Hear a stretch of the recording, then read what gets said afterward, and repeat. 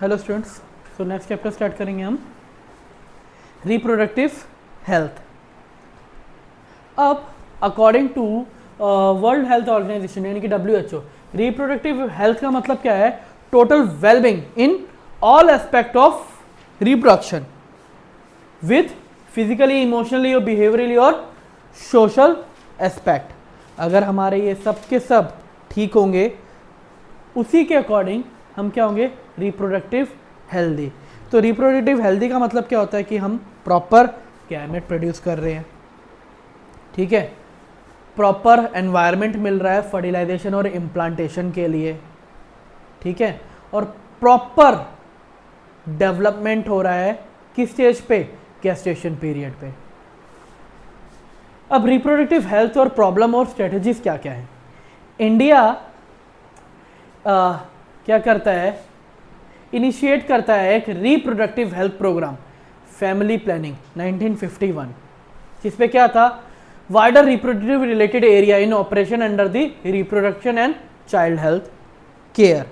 आपके पास काफ़ी बार इसकी फुल फॉर्म भी आती है कि RCH को एक्सपेंड करो, तो reproductive and child health care.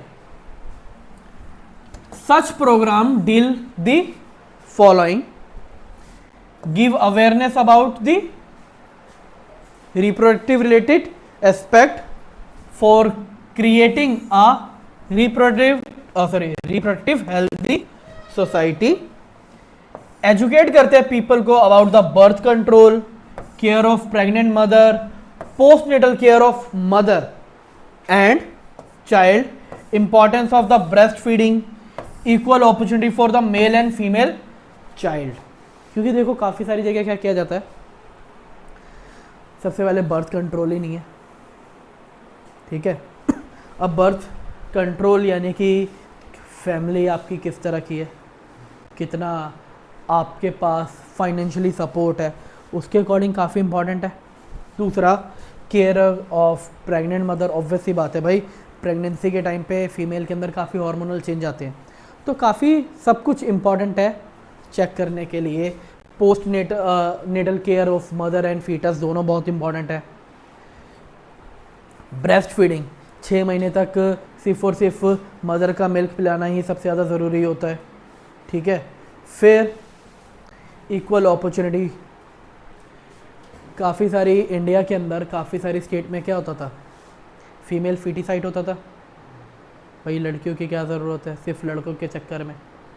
तो फीमेल फीटिसाइड की वजह से क्या ऑब्ज़र्व किया जा रहा था कि भाई ऐसा ना हो, इसलिए एजुकेट किया जाए कि मेल और फीमेल दोनों ही सेक्स ऑफ चाइल्ड क्या है?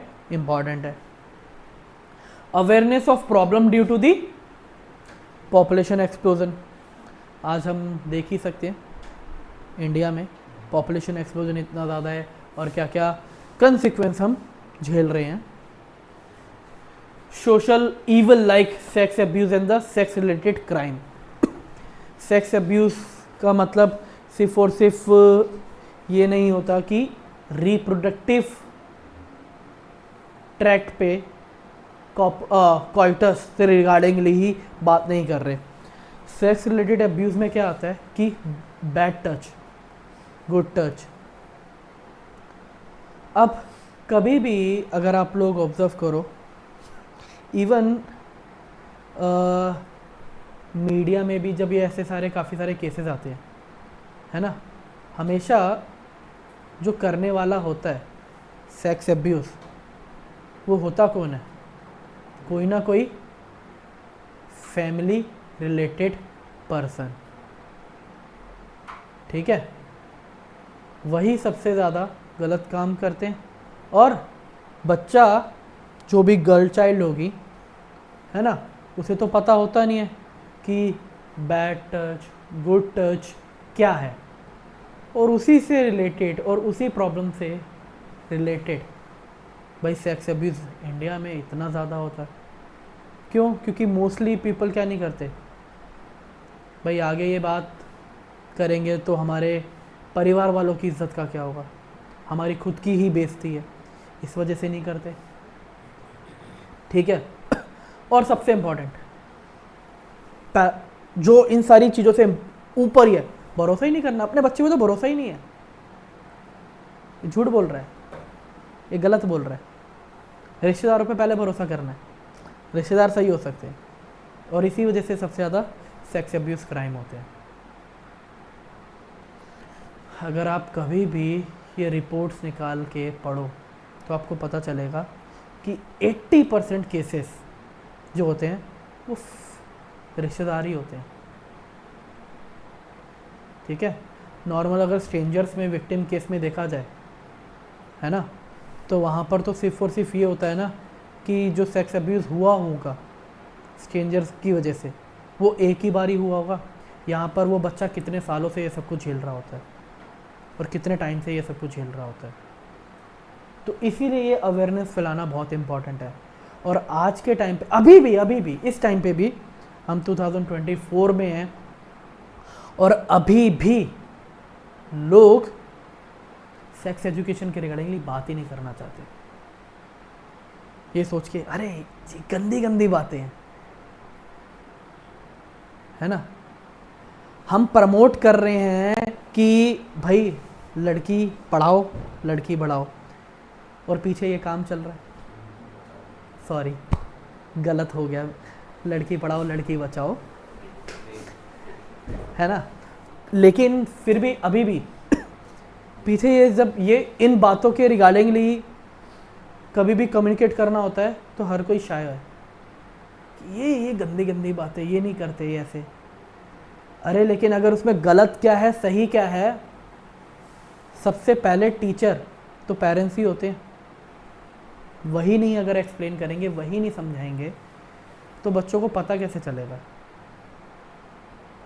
अब काफ़ी बार क्या होता है कि काफ़ी लड़कियों को आदत होती है, अब अपने फैमिली मेम्बर में, ठीक है, काफ़ी गर्ल्स के जैसे भाई ज़्यादा होते हैं, तो काफ़ी लड़कियों को क्या आदत होती है कि उनके साथ काफ़ी फ्रेंडली रहती हैं।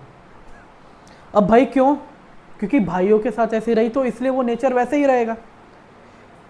लेकिन वो छोटी से जब बड़ी होती हैं, स्कूल में जाती हैं, 10th 11th 12th, है ना, अब भाई लड़कियों के मन में मोस्टली क्या रहता है कि वो वही थिंकिंग लेके चल रही हैं जैसे फैमिली में से आई।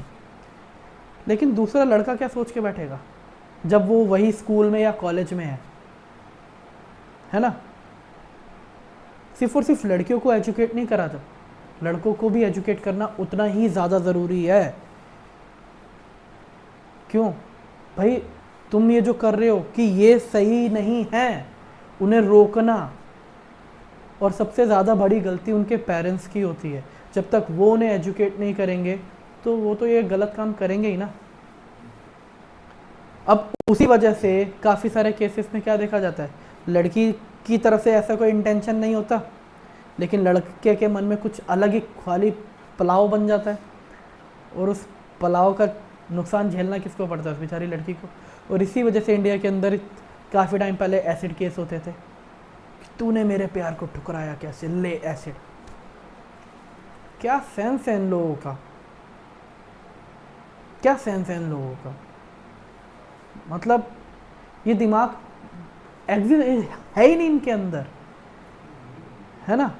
और इस वजह से कितने सारे ये केसेस होते हैं, कितने सारे ऐसे केसेस होते हैं। अब कभी भी जब बात की जाती है ना सेक्स एजुकेशन की, तो सेक्स एजुकेशन के अंदर भी काफ़ी सारे पॉइंट हैं, और ये हर किसी के लिए ज़रूरी है कि आप किस एज से शुरू हो रहे हो, तो आपको क्या पढ़ाया जा रहा है, क्या बताया जा रहा है। एंड उतना ही ज़्यादा ज़रूरी है आपके पेरेंट्स के लिए जानना, ताकि इन सारे के सारे जो पॉइंट है, क्या सोशल ईविल, उससे बचा जा सके। आगे बढ़ते हैं। AIIMS and need for sex education in school to provide a right information about the sex related aspect. It helps to avoid the sex related myth and the misconception. अगर आप में से किसी बच्चे के अंदर कोई मिसकंसेप्शन है कि सेक्स रिलेटेड एस्पेक्ट में कुछ ना कुछ लोगों की कुछ ना कुछ मिथ ज़रूर होती है, ऐसे करेंगे तो ऐसा हो जाएगा, ऐसा करेंगे तो ऐसा हो जाएगा, उससे रिलेटेड हम कभी बात करते नहीं हैं। और प्रॉब्लम क्या होती है, हम शुरू करते हैं गूगल बाबा, फ़ोन उठाया, करा गूगल सर्च, ओह, और वहाँ पर भाई जितना ना गूगल डराता है इतना तो इंडिया के डॉक्टर नहीं डराते, है ना। हम देखेंगे कि क्या हो रहा है, तुम सिम्टम सर्च करोगे अपने, भाई गूगल है, इंसान तो नहीं है कि एग्जैक्ट हर एक चीज़ तुम्हारे को वही सेम बताए जो तुम जानना चाह रहे हो। उसकी भी गलती नहीं है ना, बनाया तो उसे भी इंसानों ने है, इतना कैपेबल नहीं है वो, है ना। लेकिन हमने आगे आगे किसी और इंसान से बात नहीं करनी, इस चीज़ के लिए तो हमें डॉक्टर के पास तो कतई ही नहीं जाना भाई। सबसे पहले तो यही शर्म आती है, इस तरह के डॉक्टर भी होते हैं, इनके लिए कौन बात करेगा, है ना। और इस तरह के डॉक्टर को सेक्सोलॉजिस्ट कहते हैं। फिर to give a proper information about the reproductive organ, सबसे ज्यादा प्रॉब्लम तो पता है कब होती है,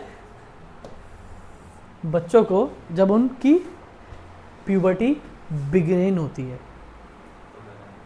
ठीक है। गर्ल्स का तो फिर भी उनकी मदर अब एजुकेट कर देती हैं, लड़कों का क्या है, क्योंकि लड़कों के साथ भी तो काफ़ी सारी की सारी प्रॉब्लम होती हैं। अब इस रिगार्डिंगली प्रॉब्लम क्या होती है कि पब्लिक के अंदर इरेक्शन प्रॉब्लम, क्योंकि हार्मोन कंट्रोल नहीं है भाई, ठीक है। नाइट के टाइम पे इरेक्शन प्रॉब्लम, या फिर नाइट फॉल जैसी प्रॉब्लम, ये ऐसी काफ़ी सारी प्रॉब्लम होती है। और देखो कुछ बच्चे जो समझ जाते हैं वो तो ठीक है, लेकिन कुछ बच्चे जो इस चीज़ को उल्टा ले लेते हैं, क्योंकि भाई हम इंसान ना कुछ अच्छा सोचने से ज़्यादा बुरा ज़्यादा सोचते हैं। हाय मेरे को क्या परेशानी हो रही है, मेरे को अगर ऑब्वियस ही बात है, एक 10th 11th 12th में पढ़ने वाला लड़का, और आजकल हर एक बच्चा कॉर्ट स्कूल में पढ़ता है, वो लड़का क्लास में खड़ा हुआ है कि टीचर ने उसे बोला कि बेटा ये क्वेश्चन आके करके दिखा, और उसके साथ उस टाइम पे प्रॉब्लम ये हुई पड़ी है जो मैंने बताया कि पेनिस इरेक्टल की प्रॉब्लम हो रही है, उसका ऑटोमेटिकली उसके बिना कंट्रोल के हो रहा है। उस पॉइंट पे क्या होगा, वो खड़ा नहीं होगा सीट से अपनी, टीचर फोर्स करेगी, खड़ा क्यों नहीं हो रहा, आंसर दे, ये वो, है ना। कंप्लेंट जाएगी उसके बाद प्रिंसिपल पे, प्रिंसिपल ने घर पे कॉल करना है, और वो लड़का अभी तक बेचारा चुपचाप बैठा हुआ है।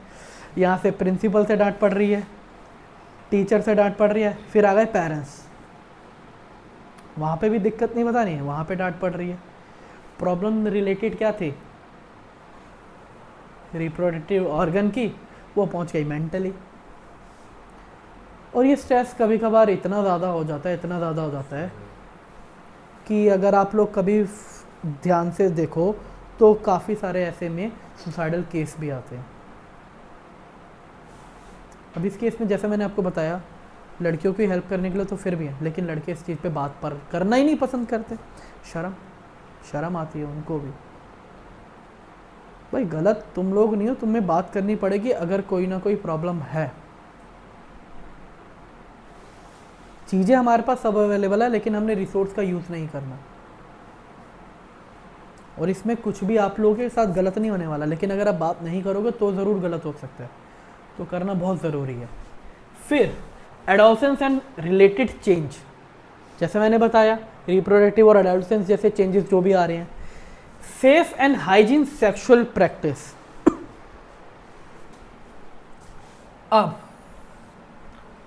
अब भाई हम आ चुके हैं अपनी मैच्योरिटी पे,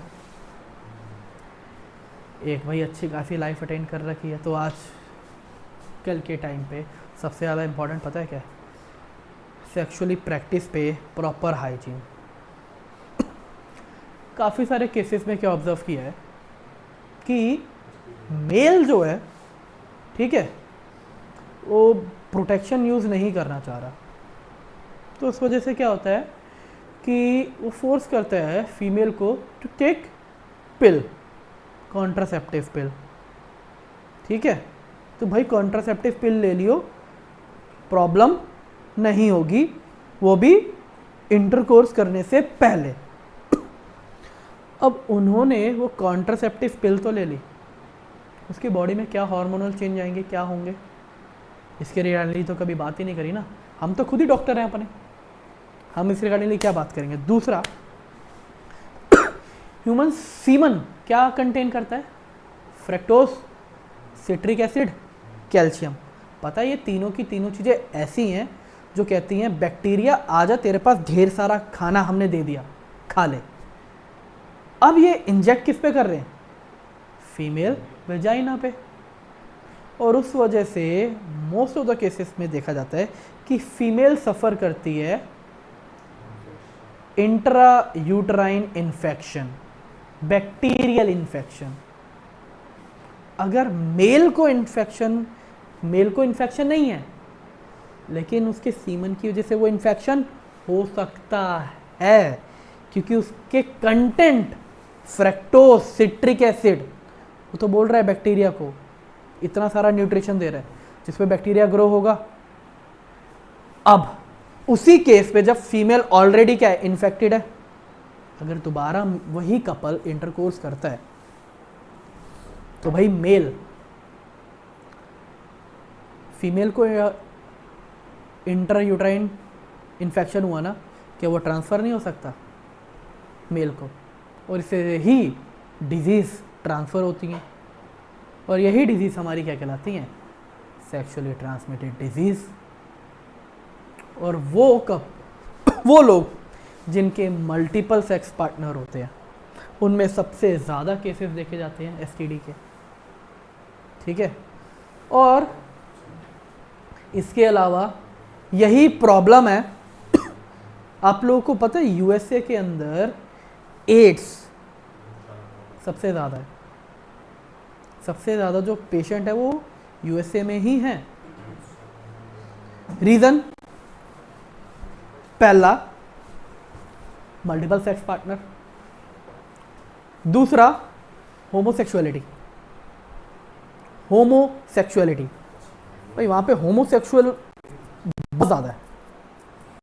ठीक है, गे, लेस्बियन और भी ढेर सारे उन्होंने तो सेक्स क्रिएट कर रखे हैं, sorry gender, not sex, sex तो दो ही होते हैं, गलत वर्ड यूज़ करा मैंने, जेंडर। अब उनके अकॉर्डिंग भाई ठीक है, वो करेक्ट है, लेकिन होमोसेक्सुअलिटी सबसे ज़्यादा प्रमोट करता है एसटीडी, सबसे ज़्यादा चांसेस होते हैं एसटीडी होने के। ये दूसरा। तीसरा रीज़न ड्रग्स। वहाँ के लोग हेरोइन इंट्रावेनसली कुछ ज़्यादा ही लेते हैं। अब भाई इंट्रावेनस इंजेक्शन लगा रहे हैं तो एक को अगर इन्फेक्शन होगा तो दूसरे में फैलेगा ना, क्योंकि ब्लड ट्रांसफ्यूजन हो रहा है। तो ये 3 केसेस की वजह से यूएसए के अंदर सबसे ज़्यादा एड्स के पेशेंट देखे जाते हैं, जो कि क्या है, एक एसटीडी। और इसी के रिगार्डिंग हमने आगे पढ़ना है population stabilisation and birth control. In 1900 world population was about 2 billion. ये बात कर रहा हूं बच्चों मैं सन 1900 की, जब पॉपुलेशन सिर्फ और सिर्फ कितनी थी, 2 बिलियन। बाय सन 2000 it rocket about 6 billion and 7.2 billion in 2011। अगर आप रेट देखो 100 साल के अंदर कितना हुआ, 3 गुना। और अगले ही 11 साल में, मात्र 11 साल में वहां पर कितना ज्यादा बढ़ गया, 6 बिलियन से 7 बिलियन। यानी कि सीधे सीधे डिफरेंस, अगर हम इंडिया की बात करें, इंडिया की पॉपुलेशन थी 350 मिलियन जब हमारा इंडिया आज़ाद हुआ था, independent 1947 15 August. It reached 1 billion by 2000 and crossed 1.2 billion in May 2011. और आज के टाइम पे बच्चों कितनी है? आज के टाइम पे कितनी है? अराउंड 1.5 बिलियन, अराउंड 1.5 बिलियन, जो कितनी थी? मात्र 350। और मैं आप लोगों को बता दूं, मिलियन का मतलब होता है 10 की पावर 6 और बिलियन का मतलब होता है 10 की पावर 9। तो आप लोग जरा डिफरेंस सोच लो। यहां पर मैं बात कर रहा हूं 10 लाख की, और ये मैं बात कर रहा हूं 100 करोड़ की। तो यहां पर मतलब सिर्फ और सिर्फ जो वेरिएशन होगा आपको ये नंबर से देखने में नहीं पता चलेगा, लेकिन जब आप कैलकुलेट करके देखोगे तो आपको पता चलेगा अरे कि कितना डिफरेंस हो गया।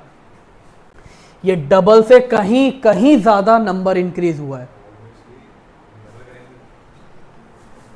सो it measure every 6 person in a world is an Indian. आप पॉपुलेशन देख सकते हो हमारे इंडिया की, हर छठा इंसान एक इंडियन है पूरे वर्ल्ड में।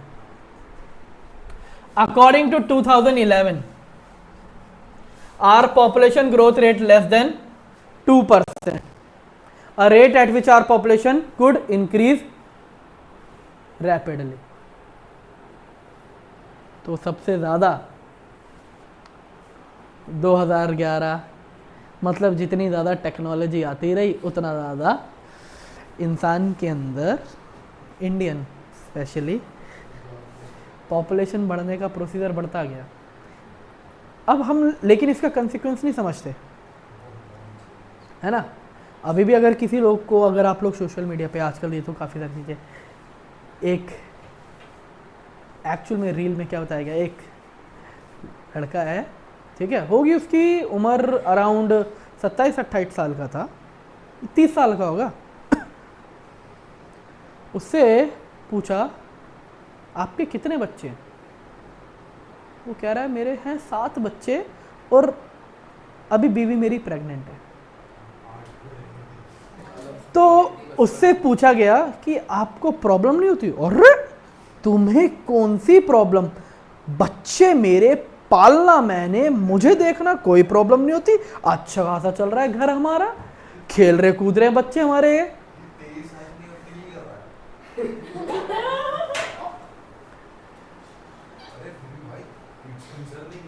तो अब आप लोग देख सकते हो, अगर यहां पे लोगों से पूछा भी जा रहा है ना कि भाई करना क्या है, भाई हमारे बच्चे, हमारी जिम्मेदारी, तुम कौन होते हो बोलने वाले। बाद में लेकिन उन्हें यह समझ में नहीं आएगा ना कि जब इसी तरह से होगी तो प्रॉब्लम क्या होगी, जॉब्स अवेलेबल नहीं होगी, भाई रहने के लिए जगह कहां से होगी। तीसरा, फूड, आपस में खाने पीने के लिए लड़ मरेंगे हम लोग।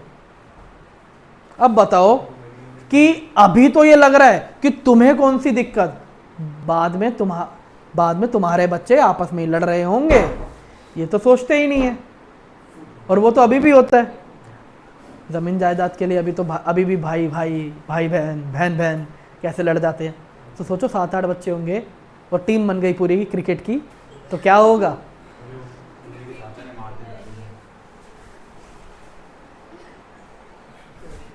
Reason for population explosion, increase हो गई health facility and the better living condition, rapid decline in death rate of MMR, mother यानी कि मोर्टेलिटी रेट और इन्फेंट मोर्टेलिटी रेट। इंक्रीज हो गया in the number of people in reproductive age. आप लोगों को पता है इंडिया के अंदर कितने साल में शादी कर दी जाती थी पहले? लड़की का जैसे ही फर्स्ट मेंस्ट्रुअल साइकिल स्टार्ट हुई, क्या बोला, चलो लड़की बड़ी हो गई है, अब इसकी शादी कर देते हैं। और अगर आप लोगों को लगता है कि ये सिर्फ और सिर्फ राजस्थान, हरियाणा या यूपी के रिगार्डिंग लिए है, तो अगर आप साउथ इंडिया को थोड़ा छोड़ो तो मोस्टली हर एक स्टेट में ऐसा है। अभी की बात नहीं कर रहा मैं, पिछले 200 से 300 सालों के रिगार्डिंग बात कर रहा हूँ। हर एक स्टेट के अंदर ऐसा ही चलता था। और आप लोग खुद ही सोचो, जब हर एक स्टेट में ऐसा चल रहा है, इतने साल पे शादी हो रही है, तो बच्चे तो ऑब्वियस ही बात है ना, 28 या 30 साल तक जब उस लड़की का हस्बैंड बड़ा होगा तो अपने साथ तो वो क्रिकेट टीम खड़ा कर ही देगा आराम से।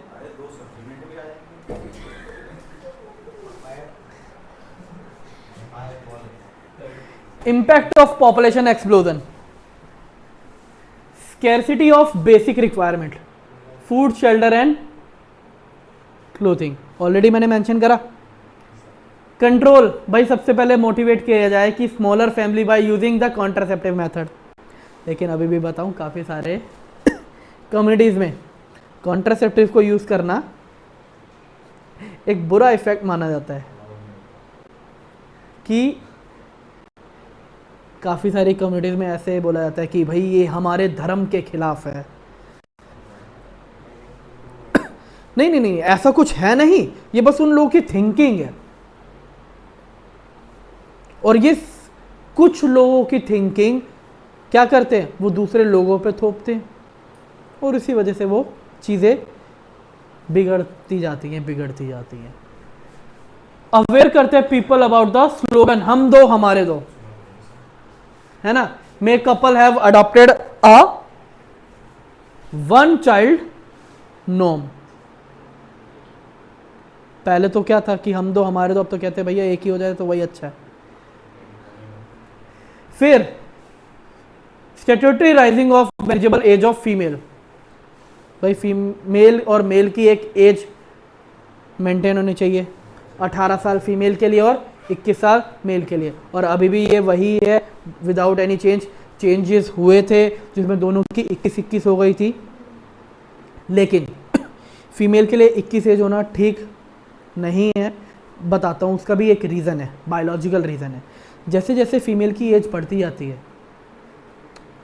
फीमेल के अंदर चेंजेस क्या आ रहे हैं कि ओवा के नंबर कम होते जाएंगे, और हार्मोनल जैसे जैसे एज बढ़ती जाएगी वो हार्मोनल भी कंटेंट में धीरे धीरे कम होते जाते हैं, जिसकी वजह से आगे जाके कंसिक्वेंस झेलने पड़ते हैं जब बर्थ होता है। या फिर बर्थ नहीं हुआ तो कंसीव तो हो गया, लेकिन काफ़ी बारी देखा जाता है कि मिसकैरेज हो गया, और हम सोचते हैं शायद कोई प्रॉब्लम होगी पहले से ही। अरे वो प्रॉब्लम सिर्फ और सिर्फ वो नहीं है, ये एज भी मैटर करती है। अब ऑब्वियस सी बात है, अगर एक 30 साल की अगर एक लड़की 27-28 की एज में मैरिज कर रही है, तो ऑब्वियस सी बात है 32 तक की एज में वो क्या करेगी, कंसीव करेगी। देयर आर 90% चांसेस कि बच्चा नॉर्मल डिलीवरी से नहीं हो सकता, 90% चांसेस सिजेरियन ही होगा, एंड द 90 और 50 to 60% चांसेस कि प्रॉपर तरह से न्यूट्रिशन भी ना मिल पाए, क्योंकि इसी एज के अंदर फीमेल को काफ़ी सारी प्रॉब्लम उठानी पड़ती हैं। सबसे पहले बोन डेंसिटी कम हो जाती है, न्यूट्रिशन कंटेंट कम हो जाता है। तो बताओ, इसलिए ये एज रखी गई है। अब ऑब्वियस सी बात है 18 रखी गई है, तो ये तो है नहीं कि लड़की 18 साल की हुई चलो भाई कॉलेज वाले छोड़ो, 12वीं की पढ़ाई हुई चलो शादी कर दो, नहीं ना, इतना तो होता नहीं। 18 रखी गई है तो कम से कम एटलीस्ट ये होता है ना कि लड़की की शादी कब तक करी जाए, 23 से 25 के बीच में, तब तक इतना स्टेबल हो जाते हैं। लेकिन अगर कोई लड़की ऐसी एजुकेशन कर रही है भाई जिसमें कि मेडिकल डॉक्टर, भाई 23 साल तो ऐसे ही लग जाते करते करते, तो तब भी 26-27। लेकिन ये बोला जाता है कि भाई अगर कंसीव करना है तो जितना जल्दी हो सके 30 से कम में कंसीव कर लिया जाए, नहीं तो प्रॉब्लम उस कपल को ही झेलनी पड़ती है। फिर प्रॉपर्टीज ऑफ आइडियल कॉन्ट्रासेप्शन। अब कॉन्ट्रासेप्शंस क्या होते हैं, हमने कॉन्ट्रासेप्शन के बारे में ही बात करनी है। कॉन्ट्रासेप्शन आर द मेथड जो क्या करते हैं, प्रिवेंट करते हैं फर्टिलाइजेशन, फ्यूजन ऑफ गैमेट। कैसे कैसे और इनकी प्रॉपर्टी क्या होती है, ये यूजर फ्रेंडली होने चाहिए, इजीली अवेलेबल होने चाहिए, इफेक्टिव होने चाहिए और रिवर्सिबल। भाई जो भी इनका इफेक्ट है वो क्या हो सके, रिवर्स हो सके। दूसरा, नो और लीस्ट साइड इफेक्ट होना चाहिए। It should not be interfere with the sexual drive, desire and the sexual act, इन सबको खराब ना करे। अब उसी के अकॉर्डिंग हमारे पास कॉन्ट्रासेप्टिव मेथड होते क्या क्या है। कॉन्ट्रासेप्टिव मेथड है क्या? Contraception is a through way to delivery prevent the pregnancy when sexually active. There are lots of different method, और वो होते क्या है, ये प्रिवेंट करते हैं स्पर्म ट्रांसफर ओवा के साथ, प्रिवेंट करते हैं ओवुलेशन, तीसरा प्रिवेंट करते हैं implantation of early embryo in the uterus. तो ये 3 मेथड यूज किए जाएंगे। सबसे पहला नेचुरल और ट्रेडिशनल मेथड, ये अवॉइड कराता है क्या, chance of sperm mating with ovum. ये इंक्लूड करता है पीरियोडिक एब्सेंस, जैसा मैंने आप लोग को बताया था कि avoid coitus from the menstrual cycle from the day 10 to 17। अब ये काउंट कैसे करना है, जैसे ही फीमेल की फर्स्ट ब्लीडिंग स्टार्ट होती है वो डे 1 होता है, डे 1 से डे 5 वहाँ पे क्या होता रहेगा, मेंस्ट्रुएशन होता रहेगा। फिर डे 5 के बाद डे 10 तक काउंट करो, उसके बीच में ओवुलेशन होगा ही नहीं, ओवा ही नहीं होगा, तो फर्टिलाइजेशन के चांसेस है ही नहीं। दूसरा, कॉइटस इंटरप्शन, अगर फीमेल बॉडी यानी कि वेजाइना के अंदर सीमन इंसेमिनेट ही ना हो तो, यानी कि जब एक पॉइंट आता है मेल के पास कि उसे ऐसा एहसास होता है कि सीमन क्या होने वाला है, इजेक्ट होने वाला है, लेकिन अगर उससे पहले ही वो फीमेल वेजाइना के अंदर इंसेमिनेट करे ही ना स्पर्म, तो क्या होगा, उस केस में भी यहाँ पर ये अवॉइड करेगा।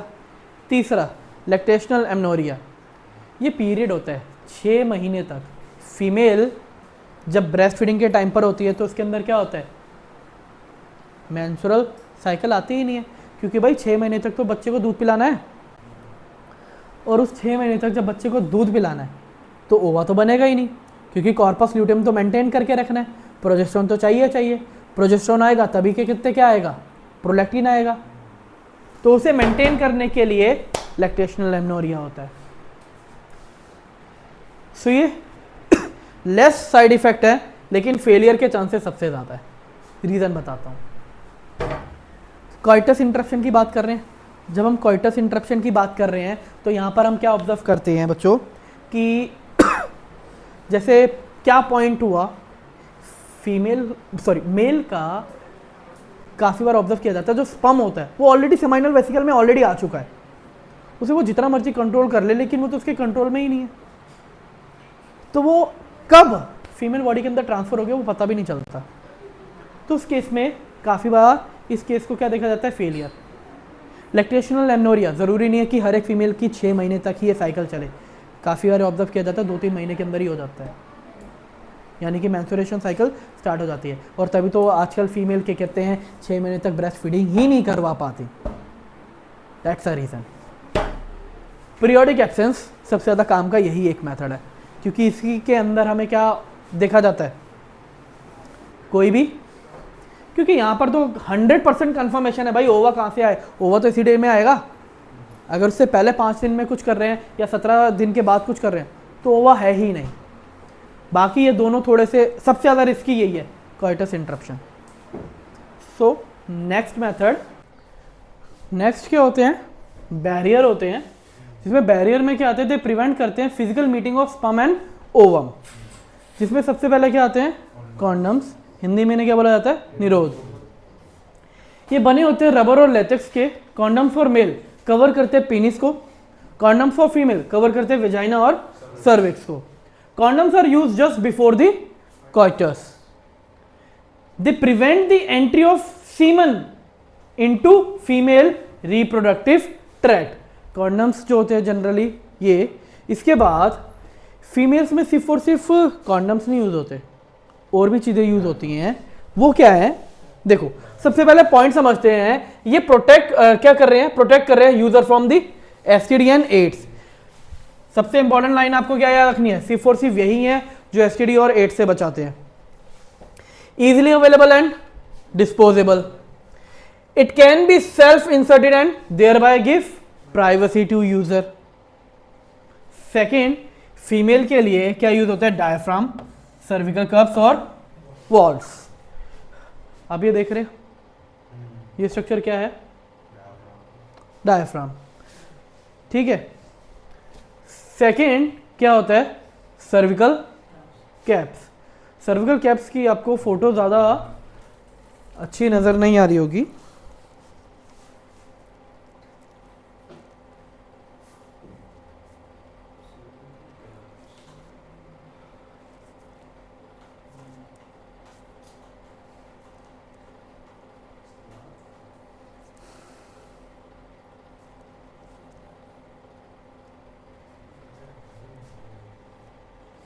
अब आप पहले देख सकते हैं सर्विकल कैप्स कुछ इस तरह की दिखती हैं।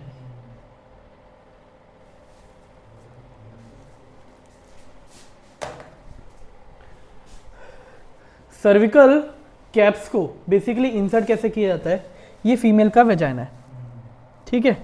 वेजाइनल में, और ये पार्ट क्या होता है, सर्विक्स, ठीक है, और ऊपर क्या है, यूट्रस।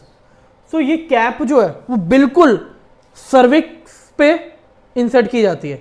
आप शेप देख सकते हैं कि शेप किस तरह से जा रही है, वो इन्वर्टेड। कप का जो हेड है वो बाहर रहेगा, क्राउन रीजन कहाँ रहेगा, बाहर, और ये बाहर वाला जो रीजन होगा वो फीमेल वेजाइना में इस तरह से इंसर्ट होता है, ऐसे नहीं होता। काफी बार यही नहीं पता चलता कि जो बेसिकली सर्वाइकल कप ऐसे इंसर्ट कैसे करते हैं। देखो वॉल्ट और सर्विकल कैप्स एक जैसे ही हैं, उनमें कुछ ज़्यादा डिफरेंस नहीं है, ठीक है। बस याद रखें कि तरीका क्या है, ये फीमेल वेजाइना है, तो सर्विकल कप्स कभी भी इंसर्ट, ये सर्विकल कप है तो वो ऐसे इंसर्ट नहीं हो रहे, वो एक्चुअल में ऐसे इंसर्ट हो रहे, इस तरह से। अब इसमें होता क्या है, आप ये याद रखिए कि जब सर्विकल कप्स को काफ़ी सारे, अब डाउट आता है कि अगर हम ऐसे इंसर्ट करेंगे तो ऐसे खींचना तो आसान रहेगा, लेकिन अगर हम ऐसे इंसर्ट करेंगे तो क्राउन को पकड़ के खींचना मुश्किल होगा। फीमेल के यूट्राइन कॉन्ट्रैक्शन की वजह से वो बाहर आ सकता है, इतना ज़्यादा कोई स्टिकी नहीं है वो। फीमेल को यूट्राइन कॉन्ट्रैक्शन करनी होती है, उस यूट्राइन कॉन्ट्रैक्शन से ये अपनी पोजीशन से क्या होगा, डिस्प्लेस होगा, उसके बाद इजीली उसे आगे खींचा जा सकता है। बस एक बार इसे क्या करना होता है, बिफोर द कॉइटस कवर करना होता है। बट कंपेरेटिवली मेल्स कॉन्डम ज़्यादा देखो कोई फ़ायदेमंद की बात नहीं है ना, कंपेरेटिवली यूज़ करना ज़्यादा आसान रहता है, ठीक है, एज कंपेरिजन टू, क्योंकि फीमेल को वो अपने वेजाइना के अंदर इंसर्ट करने होते हैं, ठीक है, और इस वजह से काफ़ी सारी फीमेल्स यूज़ नहीं करती हैं और ज़्यादातर क्या यूज़ किए जाते हैं, कॉन्डम्स मेल के। ओके, एक और चीज़ आप डिफरेंस देख सकते हो कि सर्विकल कप्स आप देख सकते हो शेप कैसी है, और डायफ्राम बिल्कुल डोम है, बिल्कुल गोल है, लेकिन सर्विकल कप्स किस तरह से होंगे, पॉइंटेड होते हैं पीक पे। ये इस तरह से, पता क्या, ये जो दो पार्ट है ना, ये इजीली इंसर्ट हो जाते हैं सर्विक्स पे। ये वेजाइना, ये सर्विकल रीजन है। सर्विकल रीजन कुछ बना ही इस तरह से होता है कि यहाँ पे ये इजीली क्या हो सके, फिट, कम एज कंपेयर अगर हम डायफ्राम से करें।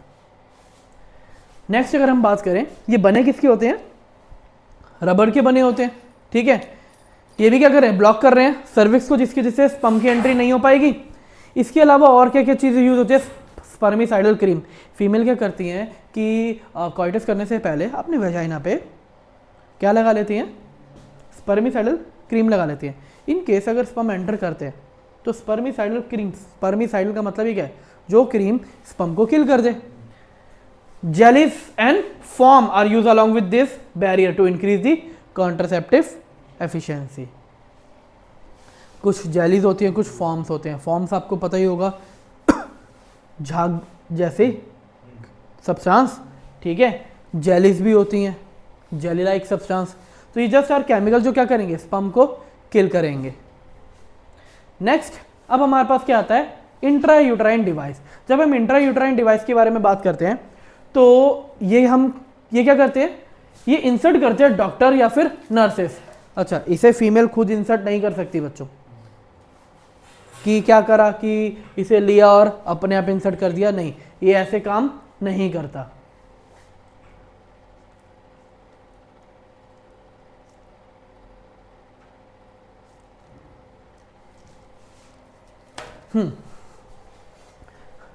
Intrauterine device are ideal method to delay pregnancy और स्पेस बिटवीन दी चिल्ड्रन।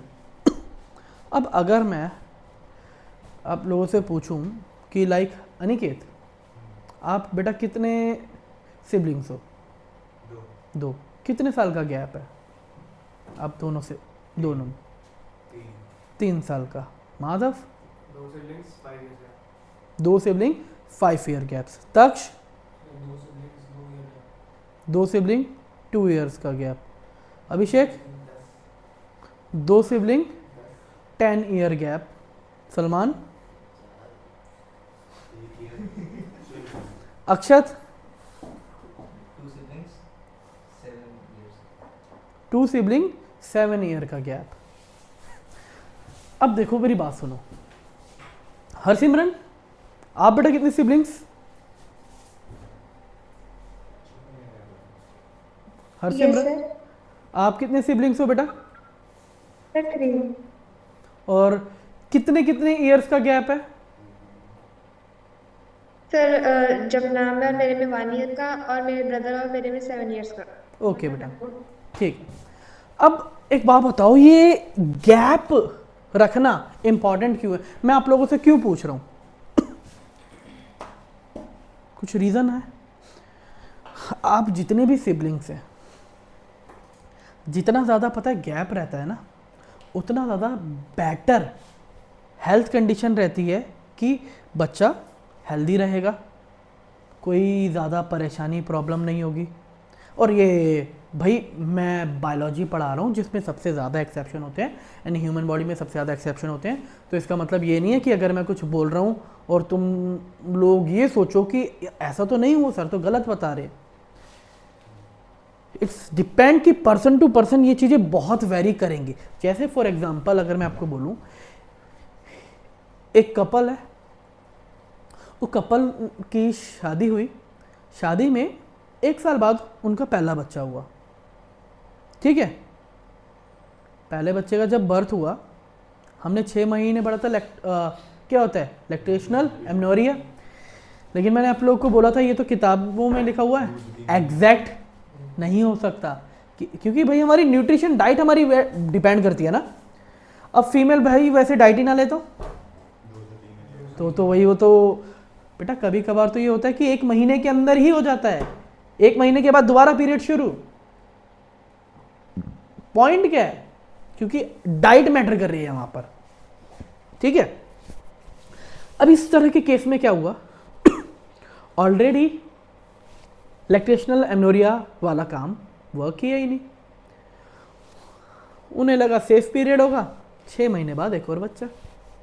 यानी कि देखो 6 महीने बाद, दैट मीन कि होगा तो वो 9 महीने बाद ही। और यानी कि उस केसेस में क्या ऑब्जर्व किया जाता है, जब फीमेल की अगर ऐसी सिचुएशन रही होगी, ठीक है, उसमें फीमेल की हेल्थ हैजार्ड बहुत ज़्यादा होते हैं। यानी कि भाई पहला बच्चा नॉर्मल हुआ, मदर नॉर्मल है, काफ़ी भाई मैं 100% नहीं बोल रहा, मैं बस क्या बोल रहा हूँ, काफ़ी केसेस में क्या ऑब्जर्व किया जाता है कि फीमेल जो होती है ना, वो सेकंड बच्चे को बर्थ के टाइम पे वो उन फीमेल यानी कि मैटरनल डेथ हो जाती है, क्योंकि वो इतना प्रेशर बियर नहीं कर पाती। मैंने कंडीशन क्या बोली? डाइट। अब वहीं पे अगर हम कंपेयर करें एक ऐसी फीमेल जिसकी डाइट बहुत अच्छी खासी चल रही है, भाई रेगुलर बेसिस पे खाना पीना अच्छी खासी डाइट है, उस फीमेल को कभी कोई प्रॉब्लम नहीं हो सकती। हमें यहाँ पे ये तो बोला कि एक क्या होना चाहिए, गैप होना चाहिए, लेकिन उस गैप के अंदर ये तो बताया ही नहीं ना कि किस कंडीशन पे गैप होना चाहिए और किस कंडीशन पे गैप। अब मैंने बोला कि भाई फीमेल को डाइट ही नहीं मिली तो उसको दिक्कत होगी ना, क्योंकि वहां पर वो फीमेल सिर्फ और सिर्फ अपने लिए नहीं खा रही, अपने बच्चे के लिए भी खा रही है। और सोचो जब वो ऐसी सिचुएशन में थी जब उसको ऑलरेडी एक बच्चा पालना था और उस कंडीशन पे ऑलरेडी न्यूट्रिशन की कमी थी, और अगर सेम सिचुएशन पे एक और बार प्रेगनेंसी अचीव हो जाए और सेम वहां पे न्यूट्रिशन की कमी रहे तो क्या होगा?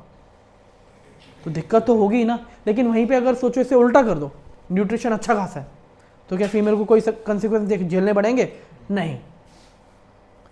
भाई हमारे इंडिया में ऐसे बहुत केसेस होते हैं, तो हर बारी हम ये नहीं बोलेंगे कि अगर ज़्यादा गैप नहीं दिया तो कंसिक्वेंस झेलने पड़ेंगे। वो डिपेंड करता है फीमेल की हेल्थ कंडीशन कैसी है और फीमेल की न्यूट्रिशन डाइट कैसी चल रही है, ये दो कंडीशन मैटर करेंगे। हाँ निकेत कुछ बता रहे थे बेटा? मेरे परदादा की 14 बेटी। बच्चों आगे बढ़ते हैं। आईओडी कितनी तरह की होती हैं? Non medicated IUD. They retarded sperm motility and also have a spermicidal effect. Non medicated है, ये क्या करती है? स्पर्म की मोटेलिटी को क्या कर देती है? रिटार्ड कर रही हैं। और इनके पास क्या होते हैं? स्पर्मिसाइडल इफेक्ट होता है। एग्जाम्पल लिपिस लूप, इसके ऊपर काफी बार क्वेश्चन आता है। कॉपर रिलीजिंग IUD, ये कॉपर आयन रिलीज करती हैं जो क्या करती हैं? फर्टिलाइजिंग कैपेसिटी कम करती हैं किसकी? स्पर्म की। एग्जाम्पल कॉपर टी, कॉपर 7 और मल्टीलोड 375। तीसरी क्या होती है? हार्मोन रिलीजिंग होती है, ये यूट्रस को अनस्टेबल करती हैं ताकि क्या ना हो सके? इम्प्लांटेशन ना हो सके। तो ये 3 तरह की IUDs देखने को मिलती हैं। नेक्स्ट हमारे पास आते हैं oral contraceptive. Oral administration of progesterone और progesterone oestrogen combination is a form of tablet, जो पिल होती है। ये पिल हर एक 21 दिन में लेनी होती है। अब देखो इसकी जरा साइकिल समझो। ये जो मैं पिल बता रहा हूं ना, ये कपल को तब लेनी होगी जब वो कॉइटस करने से पहले। अब फॉर एग्जांपल फीमेल की पहली मेंस्ट्रुअल साइकिल स्टार्ट हुई, ठीक है? तो जब उसकी पहली मेंस्ट्रुअल साइकिल स्टार्ट हुई, क्या करा? 420 बार, starting with the first 5 days of menstrual cycle. तो पहले 5 दिन फीमेल को ये गोली खानी पड़ेगी। फिर क्या देते हैं? 7 दिन का gap. After a gap of 7 day menstruation period, it should be repeated in the same pattern till the female desire to prevent the conception. ये कितने दिन तक काम करती है? Pills are taken daily for 21 days starting with the first 5 days of menstrual cycle. जब पहली menstrual cycle start हुई, इसे लेना स्टार्ट करा और 1 से 21 दिन तक ली, लगातार ली। 21 दिन खत्म हुए, 1 हफ्ते का गैप लिया। अब दोबारा दूसरी साइकिल स्टार्ट होगी। अगर दोबारा दूसरी साइकिल स्टार्ट हो रही है और अगर उसमें भी कंसीव नहीं करना तो यही सेम पैटर्न चालू रखो। तो इस तरह से ये पैटर्न रहता है। ये इनिबिट करती है ओवुलेशन, इम्प्लांटेशन और थिकर करती है सर्वाइकल म्यूकस को, जिससे क्या होगा? ये प्रिवेंट करेगा स्पर्म की एंट्री को। Pills are very effective with lesser side effect. ऐसा सिर्फ और सिर्फ हमें बताया गया, प्रैक्टिकली अगर हम देखा जाए तो इसके साइड इफेक्ट भी होते हैं, क्योंकि हार्मोनल चेंज ठीक नहीं रहते। बॉडी के अगर हार्मोन की साइकिल को, रिदम को बिगाड़ेंगे हम लोग, तो अगर रिदम एक बार ही बॉडी ने चेंज करी तो अभी तो नहीं दिक्कत देगी, वो बाद में दिक्कत देगी। सहेली, new oral contraception for female, it is developed by a central drug research institute, CDRI इन लखनऊ। ये कंटेन करती है नॉन स्टेरॉयडल प्रिपरेशन, और ये क्या है? Once a week pill with very few side effect, जो कंपेरेटिवली इन बाकियों से ज़्यादा बेटर है। नेक्स्ट, इंजेक्शंस होते हैं प्रोजेस्टेरोन और प्रोजेस्टेरोन एस्ट्रोजन कॉम्बिनेशन के in female. In this used by female as injection और इम्प्लांट अंडर द स्किन। या तो देखो इंजेक्शन लगते हैं, इम्प्लांट का मतलब पता है क्या होता है? फीमेल क्या करती है कि लाइक इतना बड़ा एक कैप्सूल होता है, इतना बड़ा कैप्सूल लिया और कैप्सूल को क्या करा, आर्मपिट होता है ना, आर्मपिट में ऐसे नीचे रख लिया ऐसे। अब भाई आर्मपिट पे बेसिकली हमारी कैपलरी का रीजन ज़्यादा होता है, तभी बॉडी टेम्परेचर भी वहीं से मेजर करते हैं, तो स्किन के थ्रू वो एब्जॉर्ब होता जाएगा। और इंजेक्शन भी ये मसल पे लगते हैं, वेन में लगने वाले इंजेक्शन नहीं है, स्टेरॉइड्स हैं। स्टेरॉइड्स हमेशा कहाँ लगते हैं? मसल पे। कभी भी वेन पे, एक चीज़ याद रखना बच्चों आप लोग, आगे काफ़ी सारे लड़कों को शौक चढ़ता है बॉडी बिल्डिंग करने का, स्टेरॉइड्स वीरॉइड्स साथ में लेने लग जाते हैं जिम ट्रेनर के कहने पे, बिना किसी को बताए चुपके चुपके। तो वहाँ पर कभी ये गलती मत कर देना। खैर देखो वो तो तुम्हारी ज़िंदगी है, हम तो आप लोगों को बस मना कर सकते हैं, करना है या नहीं करना वो आप लोगों के ऊपर डिपेंड करता है। लेकिन कभी गलती से उन स्टेरॉइड्स को वेन के अंदर इंजेक्ट मत कर लेना। बस जो होगा वो देखने के लिए आप इस दुनिया में रहोगे नहीं, इसके बाद अगर ऐसा कुछ भी किया तो, क्योंकि ये सारी सब कुछ मस्कुलर होता है। Okay, their mode of action is like that of pill and their effective period are much longer. Progesterone and progesterone estrogen combination and IUDs are used as a emergency contraceptive within 72 hours of coitus. It avoid pregnancy due to the rape or casual intercourse. ये यहां पर जो बात की गई है क्या? Progesterone और progesterone oestrogen combination and IUDs are used in the emergency contraceptive within the 72 hour of coitus. क्यों? क्योंकि ये क्या करेगा? अवॉइड करेगा प्रेगनेंसी। आईयूडी कौन सा वाला आईयूडी काम करेगा इसमें? चलो जरा सुनो।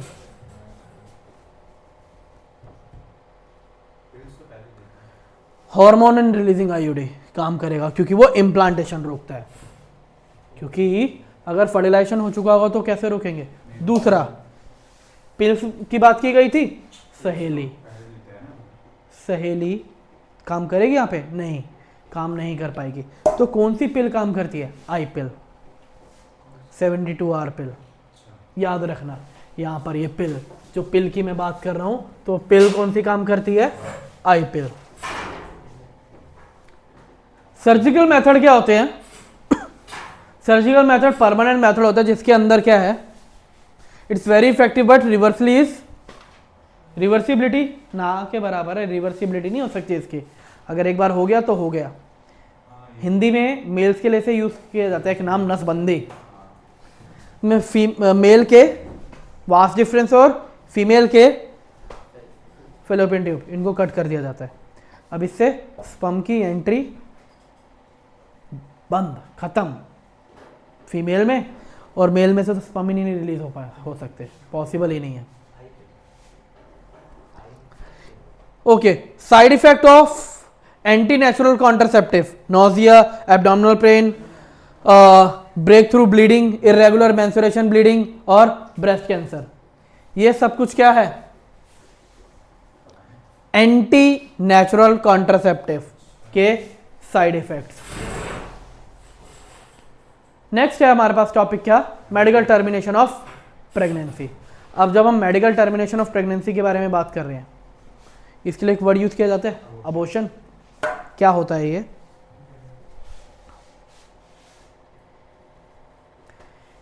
इंटेंशनली और वॉलंटरी टर्मिनेशन ऑफ प्रेगनेंसी, इसे हम क्या कहते हैं? Medical termination of pregnancy. और abortion, nearly 45 to 50 million MTPR performed in a year all over the world, which is account to be 1/5 of the total number of conceive pregnancy in a year. सोच सकते हो बच्चों, 1/5 of the total number of conceive pregnancy in a year, कितना ज़्यादा rate है। फिर whether to accept or legalize MTP or not a being debate upon a many country due to emotional, ethical, religious and social issue involved in it। काफ़ी सारी जगह से legalise किया भी गया है और नहीं भी किया गया, काफ़ी सारे रीज़न है भाई। फिर गवर्नमेंट ऑफ इंडिया ने इसे लीगलाइज करा था 1971 में, और विथ सम स्ट्रिक्ट कंडीशन, ताकि वो मिसयूज बचा सके। पहला, such restriction of all the more important to the check indiscrimination and illegal female feticide which are reported to be a high in India। इसके ऊपर तो कितने सारे के सारी मूवी, वेब सीरीज, नाटक, कितना सब कुछ बना हुआ है कि ये सब कुछ किया जाता है।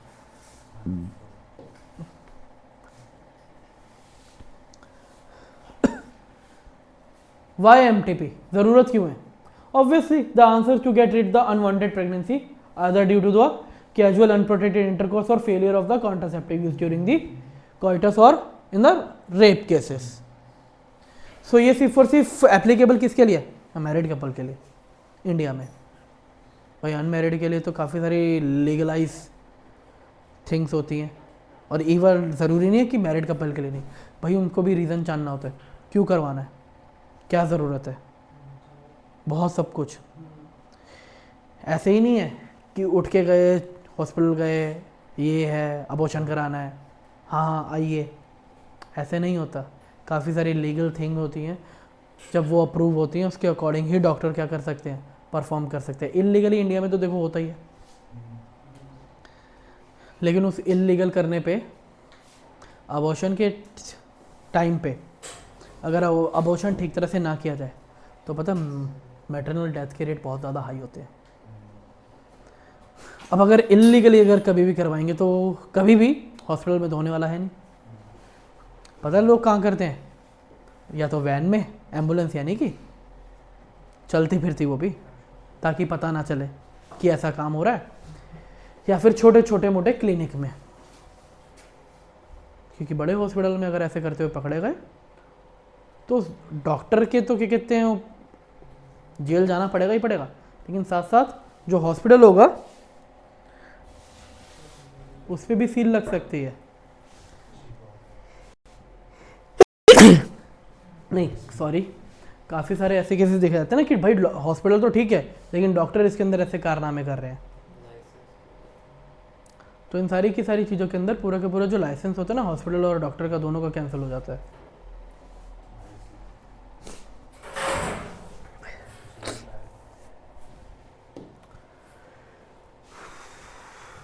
ओके, एमटीपी सेफ कब है? पहले 3 महीने यानी कि 12 हफ्ते। भाई 12 हफ्ते वैसे, क्योंकि जब हम मंथ काउंट करते हैं तो मंथ में हर एक महीने में 2 या 3 दिन एक्स्ट्रा जा ही रहे होते हैं। तो अगर हम 3 महीने बोलेंगे तो 3 महीने में ऑन एन एवरेज 6 से 9 दिन ज़्यादा ही होते हैं। 6 से 9 दिन ज़्यादा यानी कि 1 हफ्ता और एक्स्ट्रा हो सकता है। तो हमें क्या याद रखना है? 12 वीक। सेकेंड ट्राइमेस्टर अगर अबॉर्शन हुआ तो वो बहुत ज़्यादा रिस्की है। One distribution trend observe is that the majority of MTP are perform illegal by the unqualified quack which are not only unsafe but could be a fatal too. Same वही point बच्चों, already आप लोगों को mention करके explain कर दिया है, ठीक है। और इस तरह से क्या क्या दिक्कतें हो सकती हैं यहाँ पे वही सब कुछ मेंशन करके आप लोगों को ऑलरेडी बता दिया मैंने। Next, medical termination of pregnancy यानी कि amendment act 2017 was enacted by the government of India with the intent of reducing the incidence of illegal abortion and consequence maternal mortality and morbidity. What is the meaning of morbidity?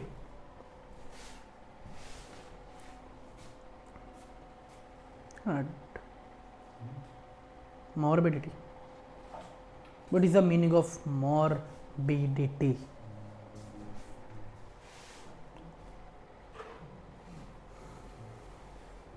देखो mortality का मतलब तो होता है death, लेकिन मॉर्बिलिटी का मतलब क्या होता है कि फीमेल दोबारा प्रेग्नेंट नहीं हो सकती।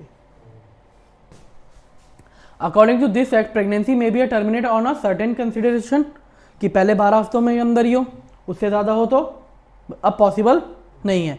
अगर pregnancy has a last more than 12 week but fewer than 24 week, to registration medical participation must be the opinion form in a good faith that require ground exist.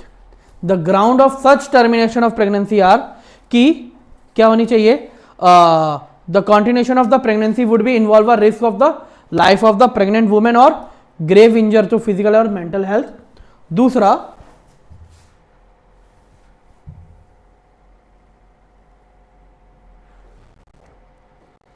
there is a sustainable risk of that the child were born, it would be suffer from a such physical or mental abnormality as to be a serious handicap. तो ये दो condition already बताई जाती है कि अगर आप risk लेना चाहते हो तो ये सब कुछ हो सकता है, ये कंसिक्वेंस झेलने पड़ सकते हैं। अब इसके बाद क्या आती है, एसटीडी। एसटीडी बेसिकली क्या होती है, जो सेक्सुअल इंटरकोर्स करने की जैसे फैलती हैं। इन्हें हम आरटीआई भी बोलते हैं, रिप्रोडक्टिव ट्रैक्ट इन्फेक्शन, और वीडी भी बोलते हैं, venereal disease.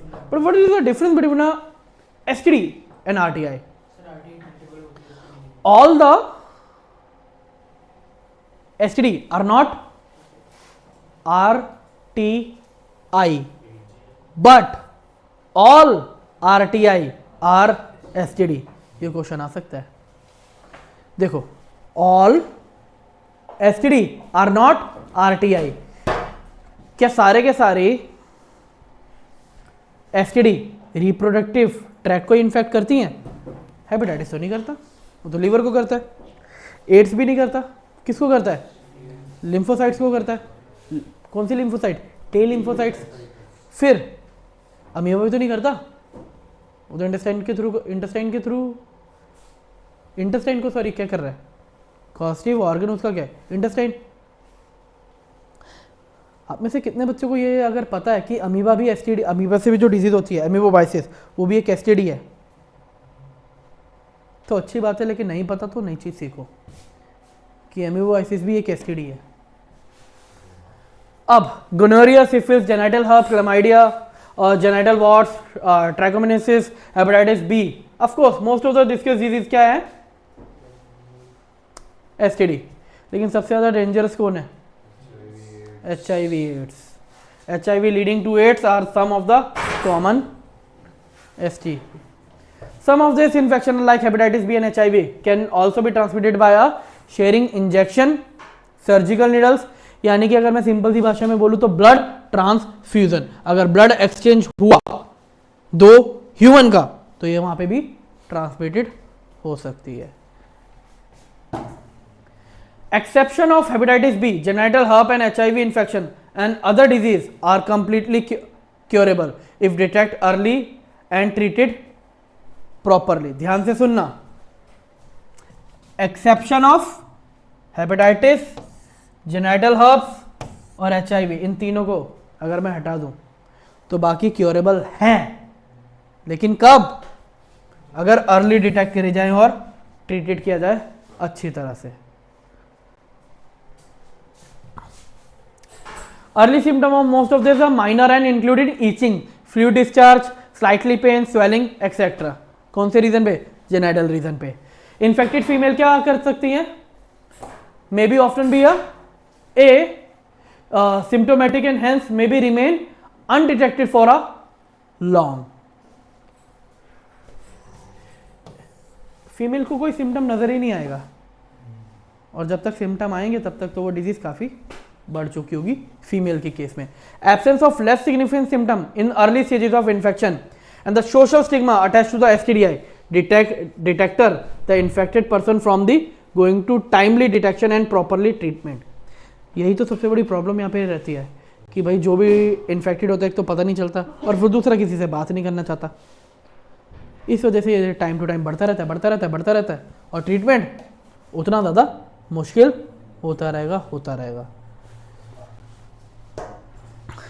This could lead to be a complication later, जो इंक्लूड करता है pelvic inflammation, abortion, stillbirth का मतलब क्या होता है?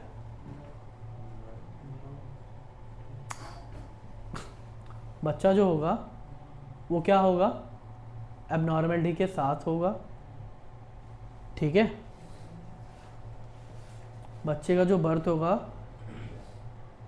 और दूसरा सर्वाइबिलिटी चांसेस भी क्या होते हैं? काफ़ी ज़्यादा कम होते हैं।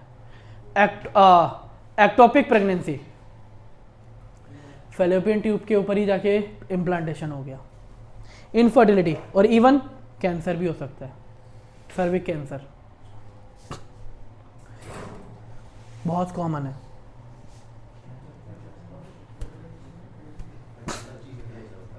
STI are a major threat, किस चीज के लिए? हमारी हेल्दी सोसाइटी के लिए। So therefore the prevention of the early detection and cure this disease are given prime consideration under the reproductive health care programme. Through all person are vulnerable to this infection. The incidence are reported to a very high among the person of age group of 15 to 24. तो सबसे ज़्यादा बच्चों आप लोग देख सकते हो तुम्हारी एज के अंदर ही है सबसे ज़्यादा chances. This age group which are also be belong, there is no reason to panic because prevention is possible. अब इसके लिए करना क्या चाहिए? Avoid sex with unknown partner, फिर always try to use condoms during the coitus. In case of doubt एक अच्छे qualified doctor को दिखाओ,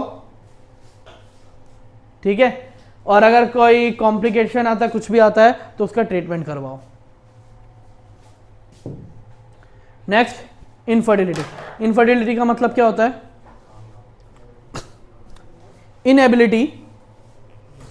inability to conceive and produce children. तो इस सिचुएशन को हम क्या कहते हैं? इनफर्टिलिटी। ये काफ़ी सारे रीजंस की वजह से हो सकती है, जैसे फिजिकल, कंजेनाइटल, इम्यूनोलॉजिकल और even physiological. Specialised infertility clinic ये हेल्प करते हैं डायग्नोसिस में, प्रॉपर ट्रीटमेंट में। आजकल आप लोग देख सकते हो हमारे दिल्ली में काफ़ी नियर बाय इनफर्टिलिटी क्लिनिक ये काफ़ी ज़्यादा खुलते जा रहे हैं। इनका ज़्यादा नंबर का खुलने का मतलब ये है कि भाई पहले लोग इस बारे में बात नहीं करते थे ना, अब जब देखेंगे बात भी करेंगे, ट्रीटमेंट भी कराएंगे। अब इसके डायग्नोसिस सुनो, अगर किसी तरह से कपल जब कंसीव नहीं कर पा रहा, ठीक है, डायग्नोसिस करने के बाद, तो हम टेक्नोलॉजी यूज़ करते हैं ART, असिस्टेड रिप्रोडक्टिव टेक्नोलॉजी, जो क्या करेगी? जो सबसे पहले डिटेक्शन करेंगे कि किस में प्रॉब्लम है, और फिर उसके अकॉर्डिंग ट्रीटमेंट चलेगा। अब ये होता क्या क्या है? Test tube baby programme. और सबसे पहले ना कंसेप्ट समझते हैं कि ये किस तरह से और कैसे कैसे वर्क करेगा, ये ध्यान से समझना। टेस्ट ट्यूब बेबी प्रोग्राम जो हो रहा है वो कैसे हो रहा है? इन विट्रो फर्टिलाइजेशन, यानी कि IVF फर्टिलाइजेशन बॉडी के, फीमेल बॉडी के बाहर हो रहा है। इसमें क्या करते हैं? पहले टेक्निक सुनना। फीमेल का ओवा, मेल का स्पर्म फ्यूज कराया बाहर, जायगोट बनाया, फिर मोरुला स्टेज तक उसे डेवलप करेंगे या फिर ब्लास्टोसिस्ट तक, और उस स्टेज पे हम उसे क्या करेंगे? फीमेल के अंदर जो भी फीमेल प्रेगनेंसी अचीव करेगी उसके अंदर इंसर्ट करेंगे। उसे हम क्या कहते हैं? Embryo transfer. अब ये एम्ब्रियो ट्रांसफर दो तरह का हो सकता है। एक होता है gift, zygote intra fallopian transfer. अगर हम जायगोट ट्रांसफर कर रहे हैं तो क्या हुआ, जिफ्ट। और एक क्या होता है, I U T, intrauterine transfer. Zygote को किस में ट्रांसफर करेंगे, फैलोपियन ट्यूब में। और आईयूटी में क्या करेंगे, ब्लास्टोसिस्ट या मोरुला को ट्रांसफर करेंगे किस में, यूट्रस में, ताकि वो इम्प्लांटेशन कर सके। तो ये दो केसेस इसके अंदर आ गए, जिफ्ट और आईयूटी। इसके बारे में अभी बताऊंगा मैं। दूसरा क्या होता है, आर्टिफिशियल इंसेमिनेशन। आर्टिफिशियल इंसेमिनेशन में का मतलब क्या होता है, हेल्दी मेल का स्पर्म लेके उस फीमेल बॉडी के अंदर डाल जो भी सुपीरियर मेल होगा उस सुपीरियर मेल के क्या करेंगे, स्पर्म लेंगे, ठीक है, उसे आर्टिफिशियली कलेक्ट करेंगे और फीमेल के वेजाइना के अंदर इंसर्ट करेंगे। गैमेट इंट्राफेलोपियन ट्रांसफर, वहां पे हमने क्या करा था, नहीं, ध्यान से सुनो बच्चों, कि आर्टिफिशियल इंसेमिनेशन में क्या करा, स्पर्म कलेक्ट करा, ठीक है। इसके अंदर हम क्या कर रहे हैं, this method is use in female who can not produce ओवा। ये ध्यान से सुनना, ये सिर्फ और सिर्फ किस में यूज हो सकता है, प्रोड्यूस ओवा नहीं कर सकती, लेकिन प्रोवाइड करा सकती है सुटेबल एनवायरमेंट। और यही क्वेश्चन आता है आप लोगों का, ये क्वेश्चन बहुत जरूरी। इसमें होगा क्या, ovum from the donor female लेंगे और क्या करेंगे, जो भी ये फीमेल है, कपल है, मेल फीमेल, ठीक है ना, हस्बैंड वाइफ ओवा प्रोड्यूस नहीं कर सकती, तो किसी और फीमेल का ओवा लिया, वाइफ के फैलोपियन ट्यूब में इंसर्ट करा, स्पर्म थे जो आर्टिफिशियल इंसेमिनेट करें, वो लिए फैलोपियन ट्यूब में ट्रांसफर करें। इसे मैं क्या बोलूँगा, गिफ्ट। करेंगे कैसे, इंट्रासाइटोप्लाज्मिक स्पर्म इंजेक्शन से। ओवा को ट्रांसफर करना रिलेटिवली आसान है, लेकिन अब वो टाइम तो पर्टिकुलर जा चुका है।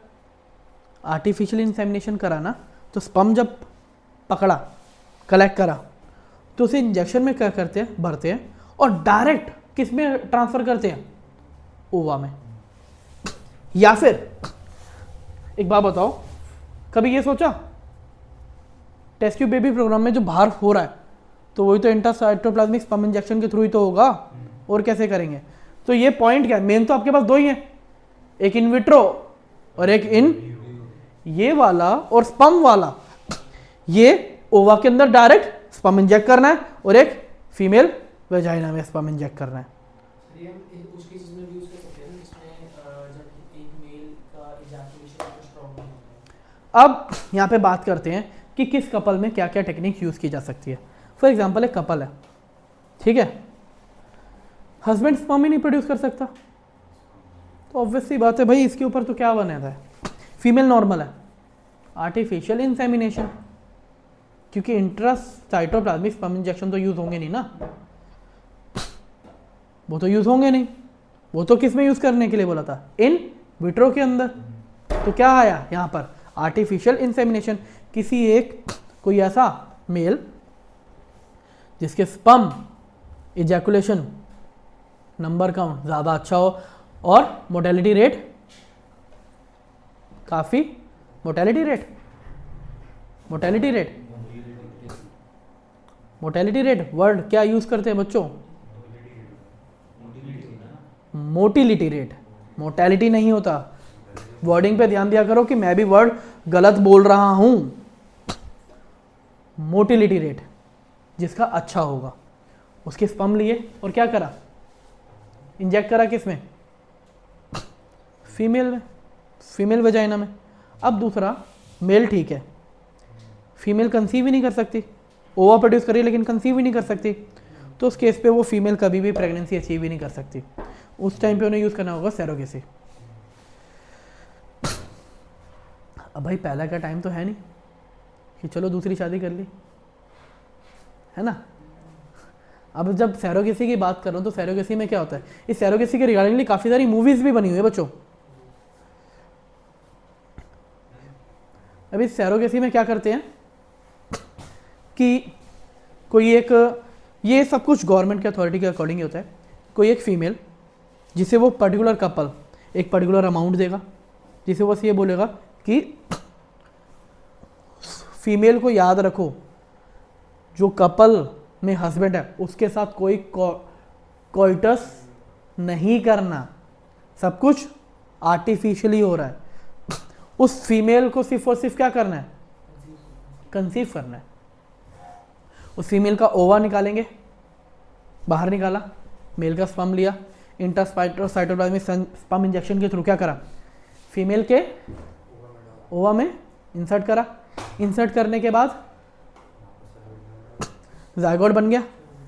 जायगोट बनने के बाद उसे या तो क्या करेंगे, जिफ्ट यूज़ करेंगे या वेट करके आईयूटी यूज़ करेंगे। तो ये हो गया सरोगेसी वाला केस। और ये तो हमने ऑलरेडी पढ़ा जिसके अंदर फीमेल क्या कर रही है, ओवा प्रोड्यूस नहीं कर रही लेकिन कंसीव कर सकती है। तो इस तरह से हमारे पास आंसर आ गया। क्वेश्चन ज़्यादातर इसी केस पे आता है। अगर फीमेल दोनों ही नहीं कर सकती तो सरोगेसी यूज होगी, ये वर्डिंग याद रखना। इसी के साथ बच्चों ये ह्यूमन हेल्थ का हमारा ये चैप्टर और पार्ट एंड होता है। नेक्स्ट क्लास हम पूरे के पूरे रिप्रोडक्शन, ह्यूमन हेल्थ और ह्यूमन रिप्रोडक्शन का मैं PYQ प्रैक्टिस कराऊंगा और साथ में इनके NCERT की क्या क्या लाइनें इंपॉर्टेंट है उसके रिगार्डिंगली प्रैक्टिस होगी।